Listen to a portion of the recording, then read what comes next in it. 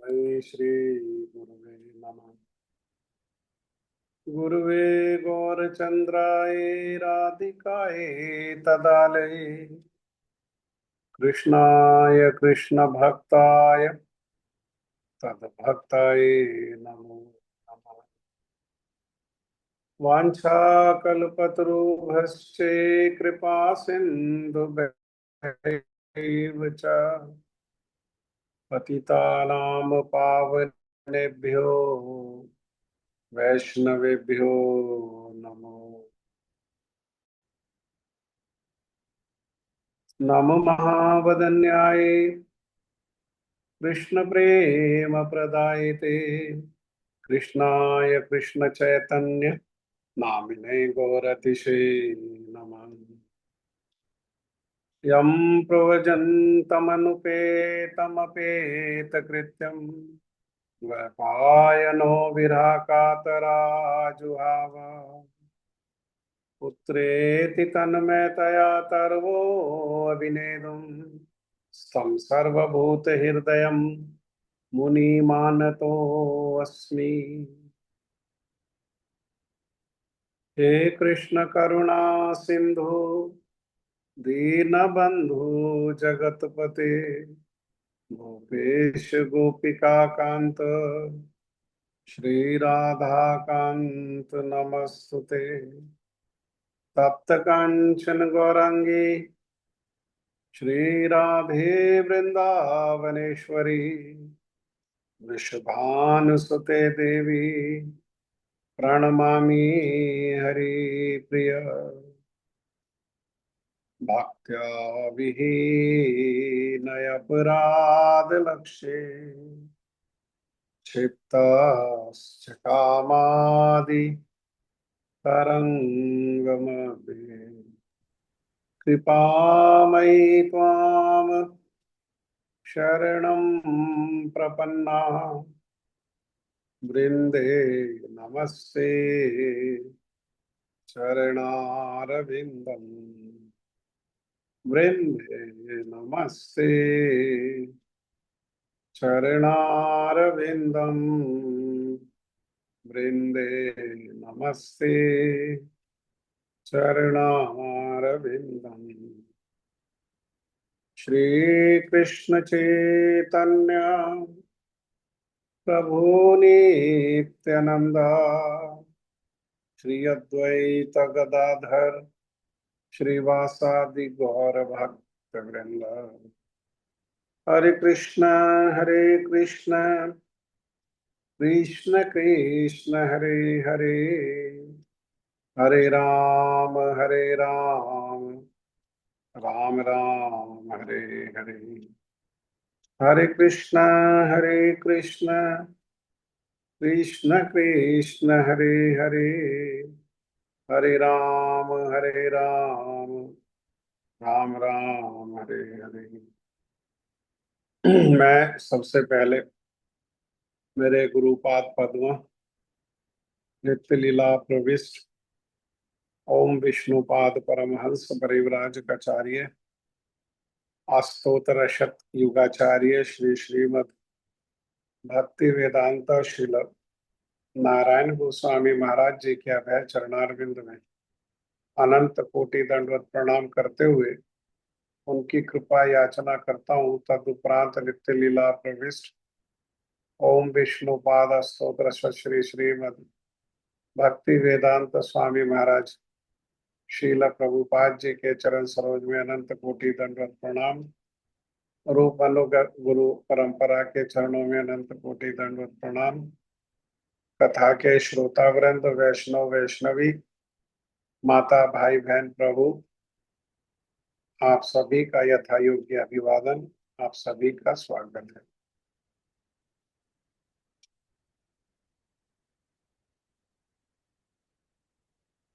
श्रीमद् भगवद गीता अध्याय 4 दिव्य ज्ञान। इसमें भगवान अपने जन्म के बारे में बता रहे हैं। इस अध्याय में कि उनका जन्म किस प्रकार से दिव्य है और वो किस प्रकार से जन्म लेते हैं, अजन्मा होते हुए भी जन्म लेते हैं, और जन्म लेने का कारण क्या है। तो ये सारे विषयों को भगवान जो है इस अध्याय में बता रहे हैं।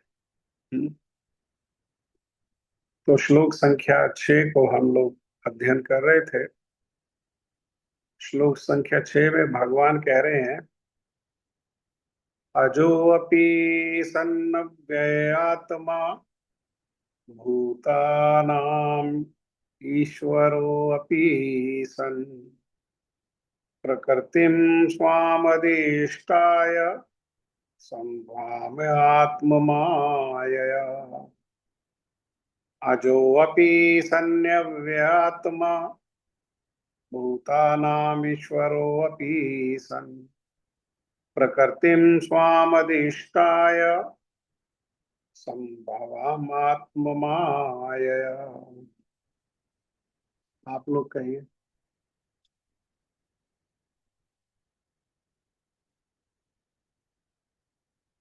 हरे कृष्ण बोलो प्रभु जी। हम्म। अजोऽपि सन्नव्ययात्मा भूतानामीश्वरोऽपि सन् प्रकृतिं स्वामधिष्ठाय सम्भवाम्यात्ममायया। हरे कृष्ण प्रभु। हरे अजो अपि सन् अव्यय आत्मा भूतानाम् ईश्वरो अपि सन् प्रकृतिं स्वाम् अधिष्ठाय सम्भवामि आत्ममयाय माया। बोलो प्रभु जी। अजोऽपि सन् वैयात्मा भूतानामीश्वरोऽपि सन् प्रकृतिं स्वामधिष्ठाय सम्भवाम्य आत्ममायया।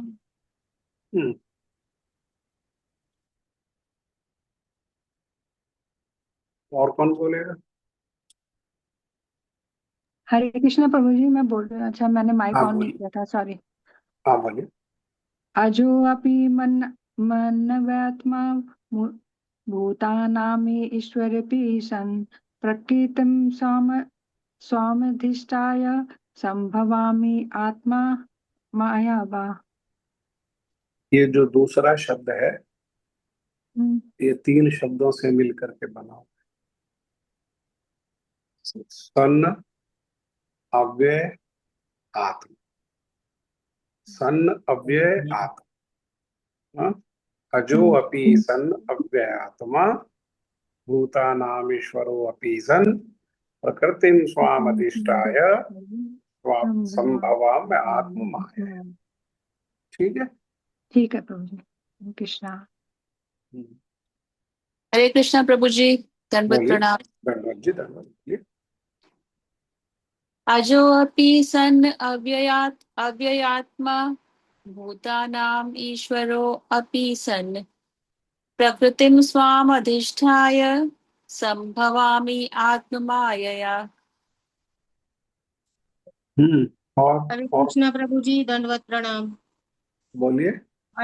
अजोऽपि सन् व्ययात्मा भूतानामीश्वरोऽपि सन् प्रकृतिं स्वामधिष्ठाय सम्भवाम्यात्ममायया। प्रभु जी का है।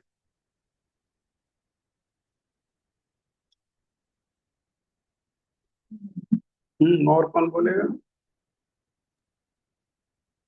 अजोऽपि सन् अव्ययात्मा भूतानामीश्वरोऽपि सन् प्रकृतिं स्वाम् अधिष्ठाय सम्भवामि आत्ममायया।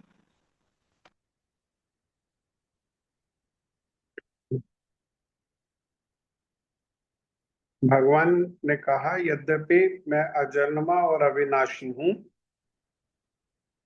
और यद्यपि मैं समस्त जीवों का स्वामी हूं, तो भी प्रत्येक युग में मैं अपने आदि दिव्य रूप में प्रकट होता हूँ। भक्ति वेदांत स्वामी महाराज श्रील प्रभुपाद जी इसकी व्याख्या करते हुए कह रहे हैं, ये श्लोक बहुत महत्वपूर्ण है। ये वैसे तो सारे ही श्लोक महत्वपूर्ण हैं, लेकिन भगवान में और हम में अंतर करने के लिए इन श्लोकों को समझना बहुत अनिवार्य है। हाँ, इसीलिए श्रील भक्ति वेदांत स्वामी महाराज जी ने भी ये श्लोक और इसके आगे जो 4 श्लोक और हैं उन सब की विस्तृत व्याख्या की है। और श्रील विश्वनाथ चक्रवर्ती ठाकुर पाद, श्रील भक्ति विनोद ठाकुर, श्रील प्रभुपाद जी ने भी क्या किया है, उनकी विस्तृत व्याख्या की है। विस्तृत व्याख्या करने का उद्देश्य एक ही है कि उस श्लोक में जो कहा जा रहा है, भगवान जो कह रहे हैं, उसको हम पूर्ण रूप में यथा रूप जिस प्रकार से भगवान ने कहा है, भगवान ने तो थोड़े शब्दों में बहुत सारा कह दिया। हाँ, क्योंकि वो समय ऐसा था, कुरुक्षेत्र में युद्ध के समय में, युद्ध का समय था और दोनों सेनाओं के मध्य ये रथ खड़ा हुआ था। हाँ, तो अर्जुन तो उनका जो है पार्षद है, अर्जुन के लिए ये सब बातें तो नहीं नहीं, अर्जुन तो समझता है। अर्जुन के माध्यम से भगवान ने सारे जीव मात्र पर कृपा करके ये सब आदेश उपदेशों को दिया है। हाँ, तो इसीलिए इसमें क्या है, इसमें विस्तार है। और विस्तार ऐसे ही नहीं है, कोई भी बात हमारे आचार्य लोग जो है अर्थहीन बात नहीं कहते हैं कोई भी। हाँ, वो लोग भी क्या करते हैं, वो लोग भी हमारे मंगल के उद्देश्य से उन्होंने ये शास्त्रों को ग्रहण किया, धारण किया, और फिर हमारे मंगल के उद्देश्य से वो जिस रूप में जो वचन कहा गया है उसको उन्होंने बताया है। हाँ, इसीलिए ऐसा नहीं समझना चाहिए, कभी ऐसा नहीं समझें कि एक श्लोक हो गया, एक श्लोक में तो 3 दिन निकल गया या 4 दिन निकल गया। श्लोक को कहने के लिए होता ही आधा घंटा है। हाँ, आधा ही घंटा तो बचता है। पहले कीर्तन हो गया, फिर जप हो गया, जप के बाद प्रणामी मंत्र हो गए, प्रणाम किया, तो आधा घंटा बचता है। तो अगर 4 दिनों में भी एक श्लोक हो तो उस श्लोक को कितना समय दिया हमने, 2 ही घंटे तो दिया समय। हाँ, 2 घंटे से अधिक तो समय नहीं दिया। तो इसीलिए जो विस्तार है उसमें एक एक बात को हमको ग्रहण करने का प्रयास करना चाहिए, और कोई बात नहीं समझ में आती है तो उसको पूछ लेना चाहिए। ठीक है। भक्ति वेदांत स्वामी महाराज श्रील प्रभुपाद जी व्याख्या करते हुए कहते हैं कि भगवान ने अपने जन्म की विलक्षणता बताई है, कैसे उनका जन्म जो है विलक्षण है। हाँ, साधारण नहीं है। हाँ, हमारे जैसा नहीं है। कहने विलक्षण कहने का अर्थ क्या है, और किसी के जैसा नहीं है। हाँ, वो किसके जैसा है, वो भगवान के अपने जैसा ही है। कह रहे हैं कि यद्यपि वे सामान्य पुरुष की भांति प्रकट हो सकते हैं, किंतु उन्हें विगत अनेक अनेक जन्मों की पूर्ण स्मृति बनी रहती है। हाँ, यशोदा मैया के गर्भ से साधारण बच्चे के जैसे जन्म लिया, और देवकी के सामने तो ऐश्वर्य को प्रकट किया। देवकी के सामने तो चतुर्भुज रूप में पूरा, जिस जो उनका रूप है उस रूप में प्रकट हुए, नारायण रूप में। लेकिन यशोदा के यहाँ तो एक साधारण बालक जैसे जन्म लेता है, अपनी माँ के साथ नाड़ी से जुड़ा हुआ, ऐसे ही जैसे साधारण बालक का नाड़ी छेदन आदि संस्कार होता है, ऐसे ही भगवान श्री कृष्ण का भी नाड़ी छेदन आदि जो है वो संस्कार हुआ। साधारण देखने में कैसे लग रहे हैं, वो सामान्य पुरुष लग रहे हैं, लेकिन उनकी असामान्यता क्या है, उनकी विशेषता क्या है कि इस प्रकार से साधारण मनुष्य की लीला करते हुए भी, हाँ, वो उन्हें अपने पूर्व पूर्व जन्मों का सब स्मरण बना रहता है। जैसा कहा यहाँ पर वो अपने आदि दिव्य रूप में ही प्रकट होते हैं। हाँ, आगे जाकर के हम पढ़ेंगे दो चीजें, एक स्वरूप और एक स्वभाव। स्वरूप है, कौन सा स्वरूप? सत चित आनंद स्वरूप। भगवान कैसे हैं? सत चित आनंद स्वरूप। वो किसी भी प्रकार से यहाँ पर प्रकट होने पर, आविर्भूत होने पर उनका वो स्वरूप बना ही रहता है। कौन सा स्वरूप बना रहता है? सतचित आनंद घन मूर्ति। हाँ, वो किसी भी रूप में आए लेकिन वो कैसे हैं? वो सतचित आनंद घन मूर्ति हैं। और उनका जो स्वभाव है, वो जो दिव्य स्वभाव है, वो भी उनका स्वभाव भी वैसा ही बना रहता है। अर्थात जो उनके जो गुण हैं, वो गुण भी उसी प्रकार से बने रहते हैं। विशेषकर जो जीवों के प्रति उनके हृदय में जो वात्सल्यता है, जो कृपा है, वो गुण भी उनके उसी प्रकार से बने रहते हैं। वो दिव्यता उसी प्रकार से बनी रहती है। अन्य अन्य गुण भी जो हैं वो उसी प्रकार से बने रहते हैं। तो भगवान को तो पूर्ण पूर्ण सारी स्मृति रहती है, लेकिन जो साधारण मनुष्य है उसको तो कुछ ही घंटे पूर्व की घटना याद नहीं रहती।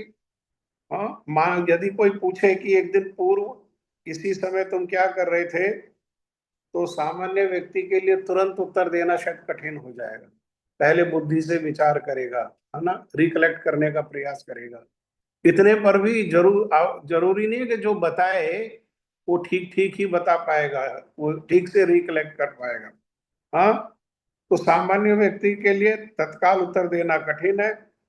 उसे इसको स्मरण करने के लिए अपनी बुद्धि को कुरेदना पड़ेगा। हाँ, कि वह कल इसी समय क्या कर रहा था।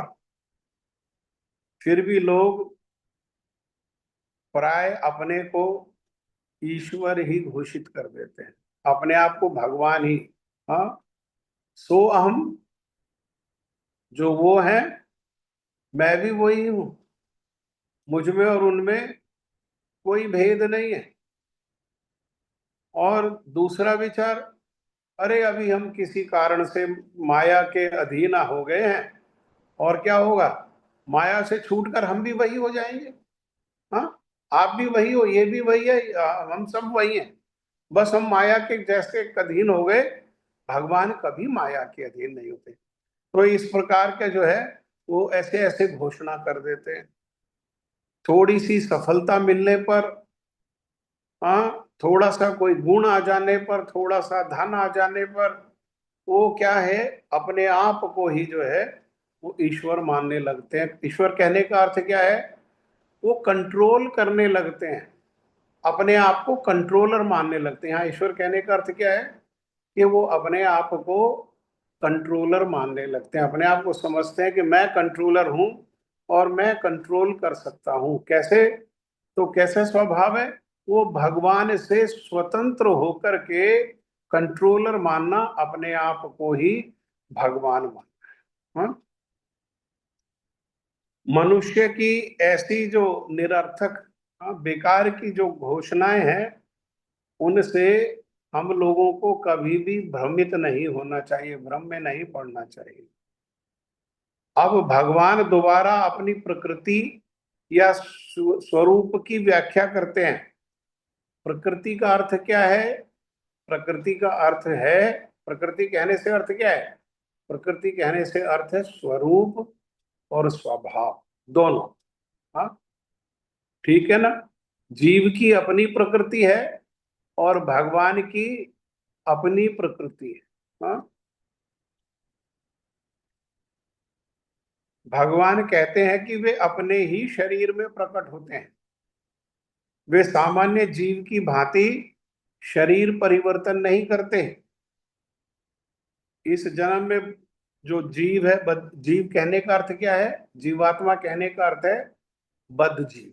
हाँ, बद्ध जीव मतलब जो प्रकृति से बंधा हुआ है, माया से बंधा हुआ है, जो जन्म मृत्यु जरा व्याधि के चक्र में बंधा हुआ है। हाँ, वो क्या है, वो एक प्रकार का अभी शरीर हो सकता है और अगले जन्म में वो शरीर जाएगा, ऐसा जरूर आवश्यक नहीं। उसको क्या है, उसको शरीर त्याग करके दूसरा शरीर ग्रहण करना ही पड़ेगा। जो इस जन्म में शरीर है वो अगले जन्म में शरीर होगा नहीं। हाँ, भौतिक जगत में जीव का कोई स्थायी शरीर नहीं है, अपितु वह एक शरीर से दूसरे में देहांतरण करता रहता है। हाँ, यही बात को, इसी वाक्य को जो श्रील भक्ति वेदांत स्वामी महाराज श्रील प्रभुपाद जी यहाँ कह रहे हैं, इसी को समझाने के लिए भगवान श्री कृष्ण ने एक बहुत सुंदर श्लोक कहा। उन्होंने कहा, देहिनो अस्मिन यथा देहे कौमार यौवनम जरा तथा देहांतर प्राप्तिर धीर तत्व न मुह्यति। धीर तत्व कौन है? धीर कौन है? धीर जो जानता है, भगवान की प्रकृति को भी जानता है और जीव की प्रकृति को भी जानता है। वो जानता है जीव की प्रकृति कैसी है कि एक शरीर में कैसा है, शरीर परिवर्तनशील। हाँ, जन्म कैसा लेता है? बच्चे के रूप में। हाँ, और फिर युवावस्था को प्राप्त कर लेता है तो शरीर में परिवर्तन हो गया। फिर वृद्धावस्था को प्राप्त कर लेता है, उसी शरीर में, वही शरीर है, उसी शरीर में परिवर्तन हो गया और फिर उसका देहांतरण हो जाता है। मृत्यु नहीं कही भगवान ने कहा देहांतरण, जैसे स्थानांतरण, रूपांतरण। हाँ, एक स्थान पर जैसे रेत यमुना के किनारे पर पड़ा हुआ है, लोग वहां से उसको उठा करके ले आए और मकान के प्लास्टर में लगा दिया, तो क्या हुआ, रेत वही है लेकिन उस रेत का स्थानांतरण हो गया और उस रेत में सीमेंट मिला करके प्लास्टर लगा करके पेंट कर दिया तो रूपांतरण भी हो गया, लेकिन रेत में परिवर्तन नहीं हुआ, रेत वही है। हाँ, जीव वही है, जीव की देह में क्या हो गया, देहांतरण। हाँ, देहांतरण। तो ये सब जो है ये परिवर्तनशील है, तथा देहांतर प्राप्ति। हाँ, और ये परिवर्तन होगा ही होगा, किसमें? भगवान के शरीर में नहीं। भगवान का शरीर कैसा है, अपरिवर्तनीय है। जैसे हमारी आत्मा अपरिवर्तनीय है, ऐसे ही भगवान का शरीर भी अपरिवर्तनीय है, लेकिन हमारा शरीर वैसा नहीं है। हमारा शरीर जो है वो परिवर्तनशील है। हाँ, और वो देहांतरण करता रहता है, अर्थात एक शरीर से दूसरे शरीर में, किसके अनुसार? वो आगे जाकर के हम सुनेंगे, अपने कर्म फल के अनुसार एक शरीर से दूसरे शरीर में, दूसरे शरीर से तीसरे शरीर में, इस प्रकार से देहांतरण करता रहता है। और जिस शरीर को प्राप्त करता है उस शरीर में रहते हुए भी, उसी शरीर में रहते हुए भी कौमारम यौवनम जरा। हाँ, बचपन और युवावस्था और वृद्धावस्था में भी शरीर जो है वो परिवर्तन होता है। हाँ, लेकिन जीव में परिवर्तन नहीं है, जीव अपरिवर्तनीय है। कोई स्थायी शरीर नहीं है भौतिक जगत में जीव का, अपितु वह एक शरीर से दूसरे देह में वो देहांतरण करता रहता है, किंतु भगवान ऐसा नहीं करते। जब वे प्रकट होते हैं तो अपनी अंतरंगा शक्ति योग माया से वे अपने उसी आद्य शरीर में प्रकट होते हैं। हाँ, आद्य मतलब जो सबसे पहला शरीर है। हाँ, आद्य मने सब, आद्यम पुराण पुरुषम नव यौवनम च, जो सबसे पहला, हाँ, जो शरीर है उसी में वो बने रहते हैं। दूसरे शब्द में श्री कृष्ण इस जगत में अपने आदि शाश्वत स्वरूप में दो भुजाओं में बांसुरी धारण किए अवतरित होते हैं। वे इस भौतिक जगत से निष्कलुषित रहकर अपने शाश्वत शरीर सहित प्रकट होते हैं। उनका शरीर कैसा है? शाश्वत। जिस शाश्वत कहने का अर्थ क्या है? सनातन, जिसका ना आदि है और जिसका ना अंत है, जो हमेशा बने रहने वाला है। और कैसा बने रहने वाला? उसमें भी परिवर्तन नहीं हुआ, वो हमेशा एक सा ही बने रहता है। लीला के उद्देश्य से क्या करते हैं वो, केवल लीला के उद्देश्य से कभी कभी वो साधारण बालक के रूप में आ जाते हैं, तो लगता है कि उनमें परिवर्तन हो रहा है, क्योंकि वो बाल्यावस्था से वो जो है बाल लीला करते हैं, पौगंड लीला करते हैं, किशोर लीला करते हैं, बस इससे आगे उनमें परिवर्तन नहीं। हाँ, वास्तव में परिवर्तन नहीं है, लेकिन लीला के उद्देश्य से। और कभी कभी क्या करते हैं, वो पूर्ण रूप में अवतरित होते हैं यहाँ पर। हाँ, जैसे अन्य अन्य जो अवतार हैं उनमें पूर्ण रूप में प्रकट हुए वो। हाँ, मीन अवतार है और पूर्व अवतार है, नरसिंह अवतार है, पूरा वो बालक के रूप में नहीं जन्मे। खंबा से नरसिंह भगवान क्या हुए, खंबा से नरसिंह भगवान जो है पूर्ण रूप में प्रकट हो गए। देखने में लग रहा है कि उनका आधा शरीर तो मनुष्य का है, और यहाँ से ऊपर का शरीर जो आधा शरीर है वो तो जो है उसका है, सिंह का है। लेकिन कैसा है, होने पर दिखाई देने पर भी उनका वो शरीर कैसा है, वो आद्य है, वो पुरातन, सबसे पहला जो शरीर है वो शरीर वही शरीर है। अर्थात उनके शरीर की दिव्यता जो है वो हमेशा बनी रहती है। हाँ, उसमें कभी भी दोष नहीं आता और वो अपरिवर्तनशील है। हाँ, यद्यपि वे अपने उसी दिव्य शरीर में प्रकट होते हैं। हाँ, उनका शरीर कैसा है, दिव्य। और ब्रह्मांड के स्वामी होते हैं तो भी ऐसा लगता है कि वे सामान्य जीव के जैसे सामान्य क्या करते हैं, वो मनुष्य के जैसे मनुष्यवत जो है वो लीला, तो लगता है अरे बिल्कुल साधारण, बिल्कुल सामान्य। हाँ, हाँ, हमें भूख लगती है, हमारे बच्चों को भूख लगती है, कृष्ण को भी भूख लगती है। हमारे बच्चे भूख में रोने लगते हैं, अरे कृष्ण भी तो यशोदा का जो दुपट्टा है पकड़ करके और भूख के कारण रोने लगते हैं। हाँ, तो हमारे जैसे बच्चे हैं, कृष्ण भी कैसे हैं वैसे ही बच्चे हैं। नहीं, वो उनकी लीला है। इसीलिए आगे जाकर के ये और 2 श्लोकों के बाद जो तीसरा श्लोक आएगा उसमें यही बात को भगवान कहेंगे। यहाँ पहले जन्म की दिव्यता को बता रहे हैं, फिर 2 श्लोकों में जन्म के कारण को बताएंगे, और फिर यही बात को कहेंगे कि जन्म कर्म चा में दिव्य, मेरा जन्म और कर्म कैसा है। वो जो मैं वो रो रहे हैं, जो कृष्ण रो रहे हैं, वो साधारण बालक के जैसे नहीं रो रहे हैं, उनका रोना भी कैसा है, वो उनका रोना भी दिव्य है। वो जो भूख से चिल्ला रहे हैं वो कैसा, वो दिव्य है, वो उनकी लीला है। वो भूख से विवश होकर के नहीं रो रहे हैं, वो यशोदा मैया को सुख देने के लिए, यशोदा मैया को आनंद देने के लिए रो रहे हैं। किसका, वात्सल्य रस का आनंद देने के लिए रो रहे हैं। हाँ, साधारण बच्चा अपनी माँ को वात्सल्य रस का आनंद देने के लिए नहीं रोता।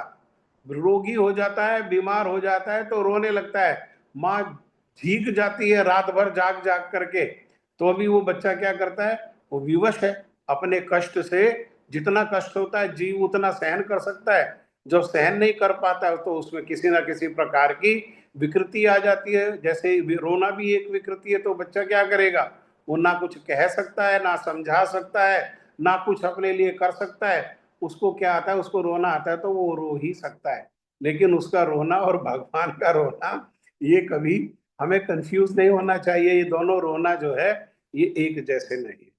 ठीक है,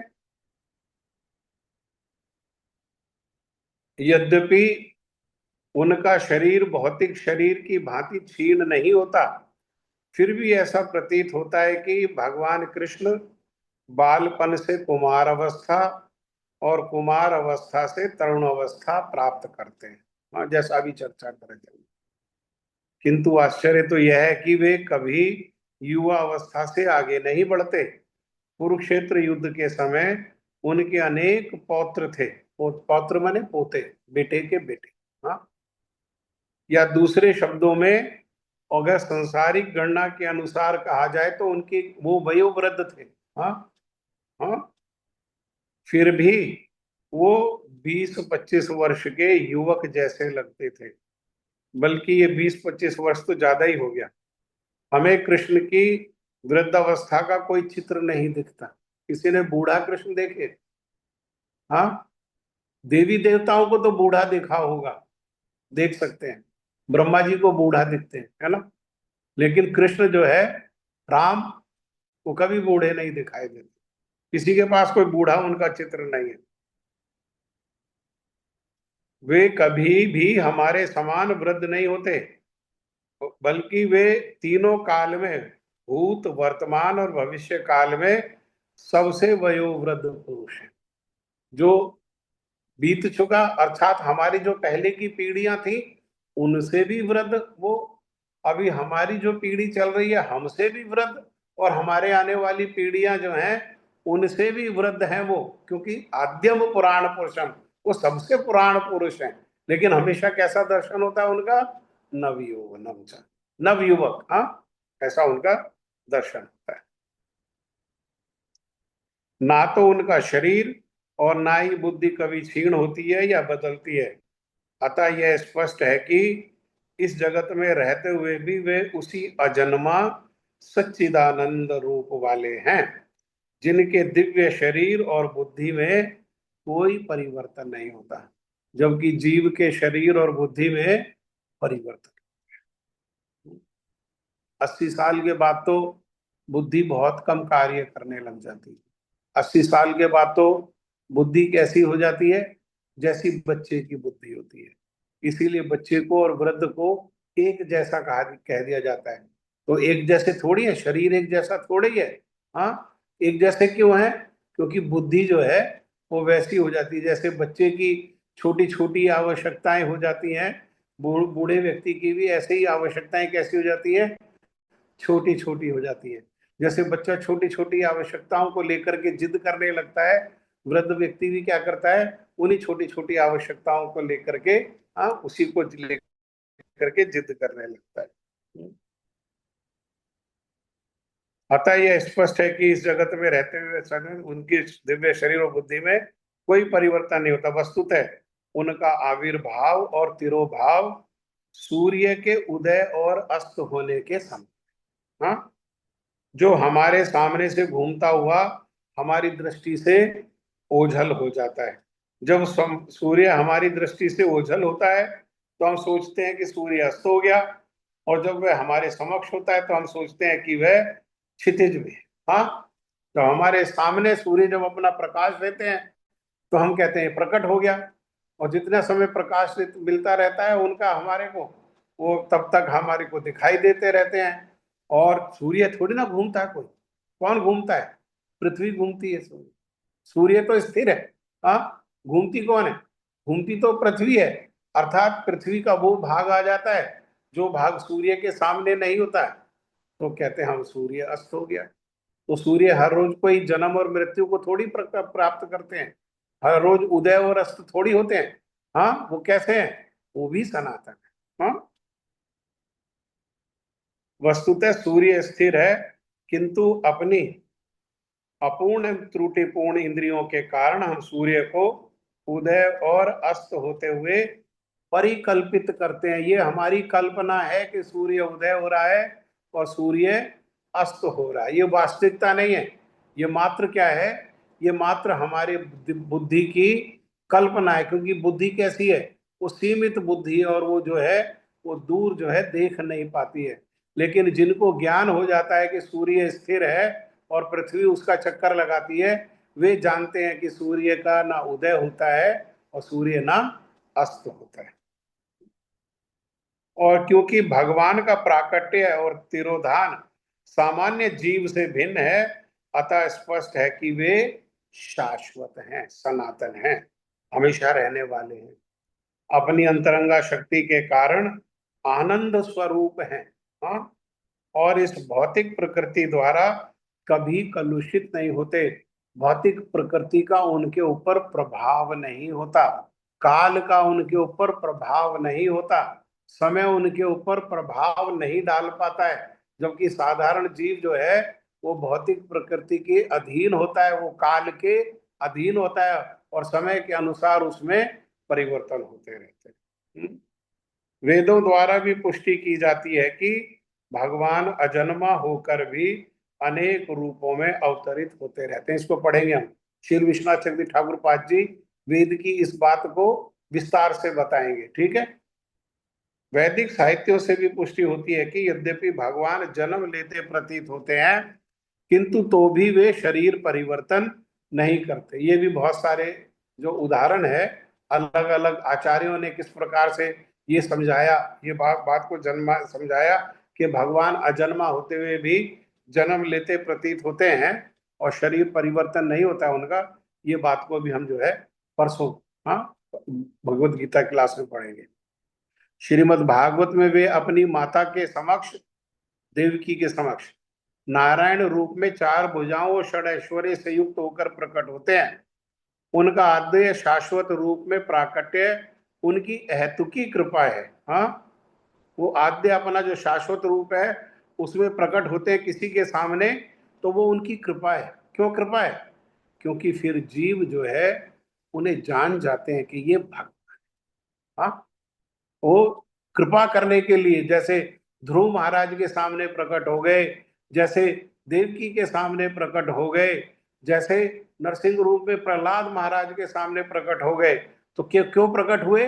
वो ध्रुव महाराज के ऊपर कृपा करने के उद्देश्य से, देवकी वसुदेव के ऊपर कृपा करने के उद्देश्य से, प्रहलाद महाराज के ऊपर कृपा करने के उद्देश्य से वो क्या हुआ?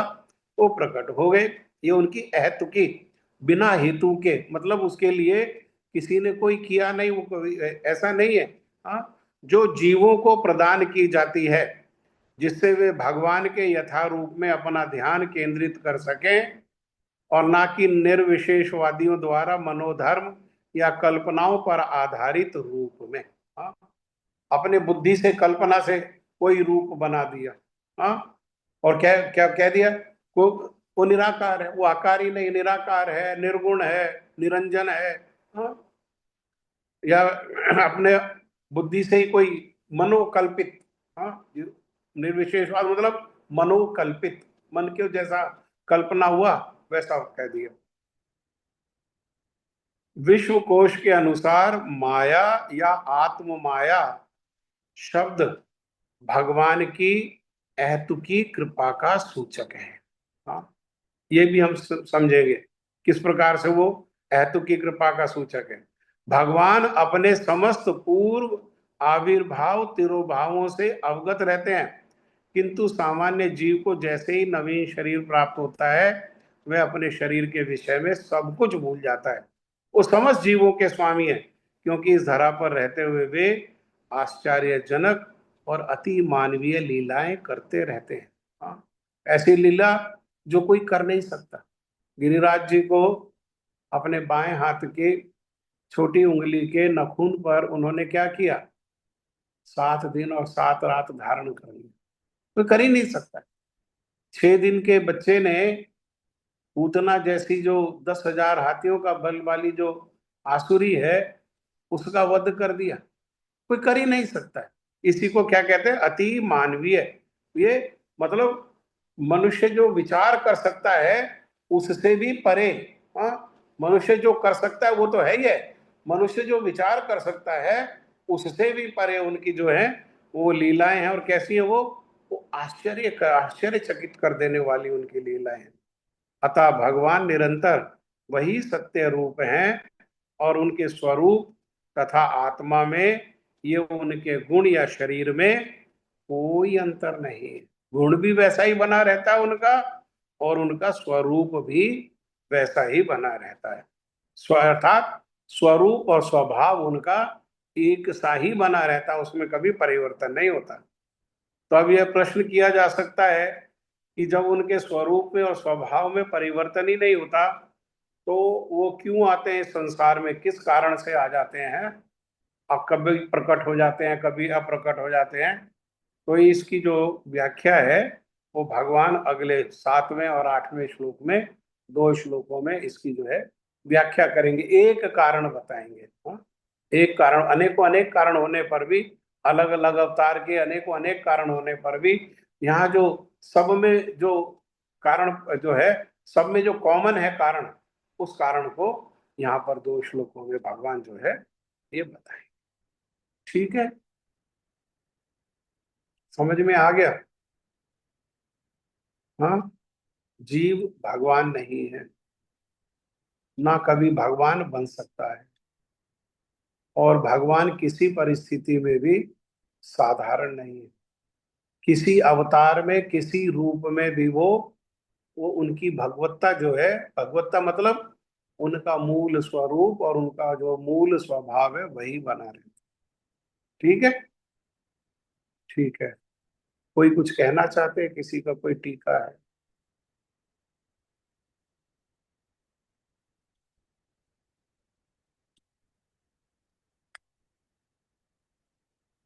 यहाँ जो बातें कही गई हैं उन सबको हम श्रील विश्वनाथ चक्रवर्ती ठाकुर पाद जी, श्रील भक्ति विनोद ठाकुर जी के विचार से परसों एक एक शब्द को हम लोग और विस्तार से समझ लेंगे, और सरल करके, और उदाहरणों के साथ, है ना? ठीक है, फिर जय ध्वनि दो। श्री श्री गुरु गौरांग गंधर्विका गिरधारी राधा विनोद बिहारी जी की जय। जय नित्य लीला प्रविष्टो विष्णुपाद अष्टोत्र शशि श्रीमद भक्ति वेदांत नारायण गोस्वामी महाराज की जय। जय जय नित्य प्रविष्टो विष्णुपाद अष्टोत्र शशि श्रीमद भक्ति प्रज्ञान केशव गोस्वामी महाराज की जय। जय नित्य लीला विष्णुपाद अष्टोत्र शतशील भक्ति सिद्धांत सरस्वती गोस्वामी प्रभुपाद की जय। जय नित्य विष्णुपाद परमहंस बाबा जी श्री गौर महाराज की जय। जय नित्य लीला प्रविष्टो विष्णुपाद सच्चिदानंद भक्ति विनोद ठाकुर की जय। जय नित्य लीला प्रविष्टो वैष्णव सार्वभौम श्री जगन्नाथ दास बाबा जी महाराज की जय। जय गौड़ीय वेदांताचार्य श्री बलदेव विद्याभूषण प्रभु की जय। जय श्री विश्वनाथ चक्रवर्ती की जय। जय श्री गौतम श्रीनिवास रामानंद प्रभु त्रय की जय। जय श्री कृष्णदास गोस्वामी प्रभु की जय। जय श्री रूप सनातन भक्तनाथ श्री जीव गोपाल भट्टदास रघुनाथ षड गोस्वामी प्रभु की जय। जय श्री स्वरूप दामोदर रामानंद आदि श्री और पार्षद वृंद। जय श्री नामाचार्य श्री हरिदास ठाकुर की जय। प्रेम से कहो श्री कृष्ण चैतन्य प्रभु नित्यानंदा श्री अद्वैत गदाधर श्री वसति श्री गौर भक्त वृंद की जय। श्री अंतरद्वीप माया मंत्रद्वीप गौद्रुम द्वीप मध्यद्वीप खोल द्वीप ऋतुद्वीप जनद्वीप मौद्रुम द्वीप रुद्र द्वीपात्मक श्री नवद्वीप धाम की जय। राधा कृष्ण गोप गोपी गोवर्धन द्वादश परात्मक श्री ब्रज मंडल धाम की जय। द्वादश उपन श्री श्याम कुंड राधा कुंड यमुना गंगा तुलसी भक्ति देवी की जय। श्री जगन्नाथ बलदेव जो की जय। भक्त प्रवर श्री प्रहलाद महाराज की जय। भक्ति विघ्न विनाशक नरसिंह की जय। चारों धाम की जय, चारों संप्रदायों की जय, चारों आचार्यों की जय। आकर मठ राशि मठ की जय। श्री गौड़ी वेदांत समिति की जय। श्री देवानंद गौड़ी मठ और अन्य मठ समूह की जय। श्री हरिनाम संकीर्तन अनंत कोटि वैष्णव वृंद की जय। समागत भक्त वृंद की जय। श्री गौर प्रेमानंद हरि हरि बोल हरि हरि। हरे कृष्ण। हरे कृष्णा प्रभु जी धन्यवाद। हरे कृष्णा जी, दंडवत प्रणाम। हरे कृष्णा, राधे हरे कृष्ण प्रभु, हरे कृष्ण। हरे कृष्णा प्रभु जी, हरे दंडवत कृष्णा। प्रणाम। हरे कृष्ण प्रभु जी, दंडवत प्रणाम। दंडवत जी, दंडवत।